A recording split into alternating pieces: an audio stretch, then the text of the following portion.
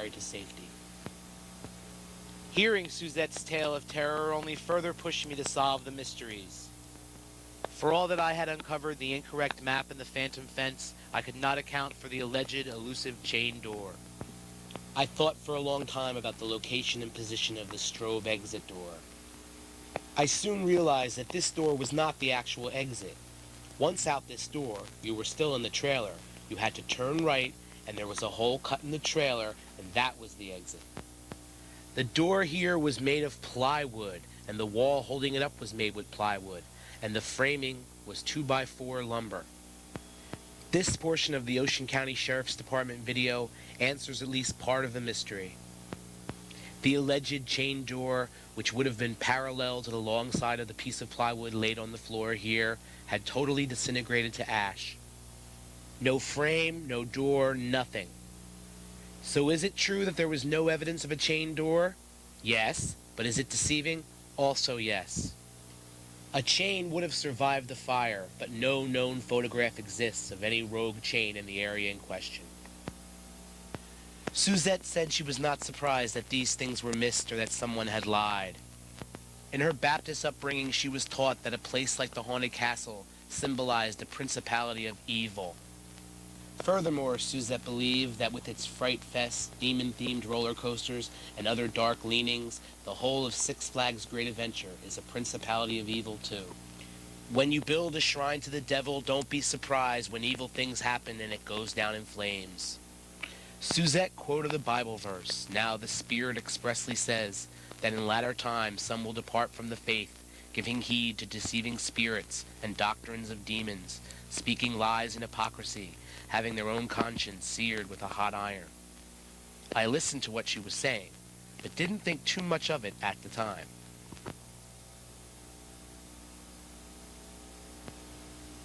Some saw the flower gardens that were planted on the Haunted Castle site the week after May 11, 1984, as the only memorial to the 8 dead.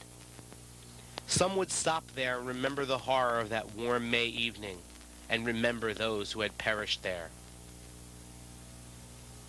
But in 1997, the gardens were demolished and replaced with a building eerily similar in size and shape to the Haunted Castle facade. The redevelopment of this area was done in response to the addition of nearby Batman and Robin the Chiller. The former Haunted Castle site was so large that it could accommodate not only the Autobahn bumper cars shown here, but the pendulum behind it, as well as an open plaza where guests could walk freely over the locations of the death trailers. When Chiller opened that year, it operated only one day due to numerous injuries, and it has since been plagued with numerous high-profile problems. Some suspect that Chiller is jinxed due to the disrespect of disturbing the hallowed ground. In October 2000, I had the opportunity to visit Six Flags Great Adventure for Fright Fest and to tour the first haunted walkthrough that had ever existed at the park since 1984. In the years since the fire, control of the prosecutor's office had changed many times, as had the ownership of Bally's and Six Flags. But Great Adventure Shows Department was responsible for the shows today. It was the same group and certainly some of the same people from 1984. But the question was, had they learned their lesson? Would Brutal Planet live up to the strict NFPA life safety codes for special amusement buildings? The codes were adopted nationwide in the 1990s to prevent deaths like those that had happened in the Haunted Castle. Some of the highlights include automatic fire and smoke detection devices, a switch to stop confusing sounds and ventilation systems in an emergency, a public address system, lighted directional markings to exits, the use of only fireproof decorations and Class 1 building materials, sprinklers where determined necessary, and most curiously, as these rules were written as a direct result of the fire at the Haunted Castle, exits maintained in safe condition and free from any obstructions. Brutal Planet was clearly up to the codes, but was in bad taste. The first display was a roll barrel, like the one near where so many had died. And next, a strobe room complete with pumped-in smoke and walls painted to appear as if they were in flames. And at the end of the flame smoke corridor, a Satan character appeared, holding the masks of comedy and tragedy.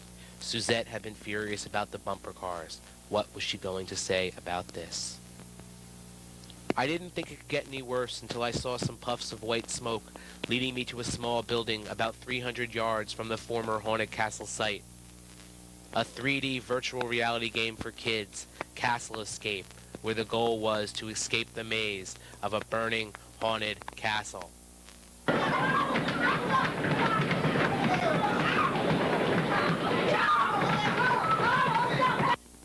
The sign read, "Speak with the spirits, escape the haunted halls, solve the mysteries." It was horrifying. It would seem that in this case some had turned from the faith and had given heed to deceiving spirits and had lied. But they should remember that the promise was that their consciences would be seared with a hot iron. I began to think that maybe Suzette was right. When I told her about it, she said, "That's no coincidence. A principality of evil?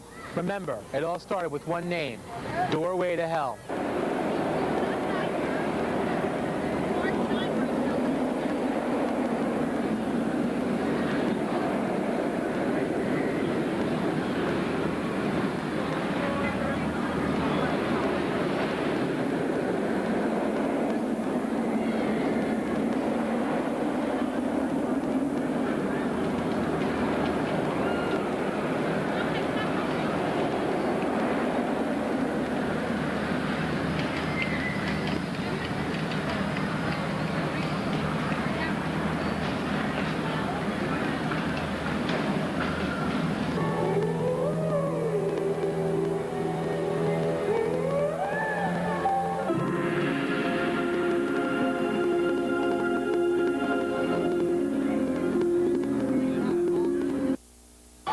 Even today, 20 years later, the speakers that were once part of the haunted castle, attached to that tree up here, are still visible. Yet this whole area remains redeveloped, and there remains no plaque, no sort of remembrance whatsoever for the children who lost their lives here.